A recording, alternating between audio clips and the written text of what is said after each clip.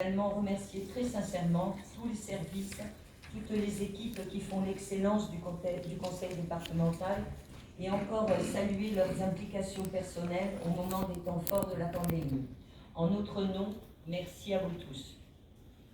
Un mot pour vous particulier, Monsieur Pellieux, je l'ai déjà évoqué, mais je tiens à vous le redire, merci pour votre élégance à notre rencontre, pour nous avoir toujours laissé nous exprimer en ayant tenu compte de nos observations ou de nos avis contraires. C'est le signe d'une volonté d'un chef de file d'être dans le consensus et dans le respect de la réflexion de chacun. C'est une qualité, nous semble-t-il, indispensable pour faire évoluer les mentalités rétrogrades de la pensée politique unique. Et en cela, vous avez toute notre considération. Je pourrais terminer mon propos, évidemment, sans dire un mot à José. Tout le respect et toute l'admiration qu'il m'inspire, et pas qu'à moi, je le sais. Rares sont les acteurs politiques qui, envers et contre tout, gardent leur ligne, leurs convictions, sans jamais faillir. C'est une grande leçon que je retiens en toute humilité pour poursuivre peut-être ta mission. José m'a souvent dit, en politique, il n'y a pas d'amis. L'amitié est un mot avec un véritable sens. Il relève de la sphère privée et des amis, de vrais amis. José en a depuis toujours, fidèles, présents, et pour certains depuis des décennies. C'est dire toute l'importance qu'il accorde à la fidélité et à la droiture.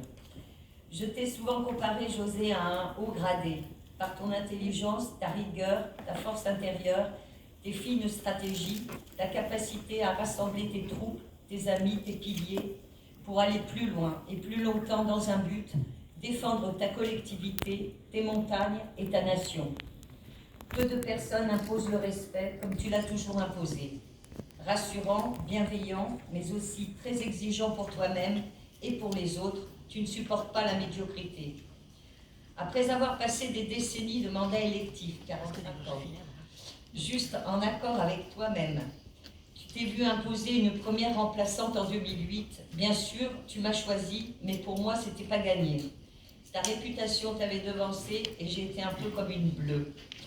Et puis, cerise sur le gâteau, en 2015, voilà que l'on t'impose non seulement un binôme, mais 2 remplaçants. Je me souviens que tu as avalé ta salive un bon moment. Pourtant, tu as su nous assimiler, intégrer et capter très vite le potentiel dans l'échange des savoirs, le partage des réflexions.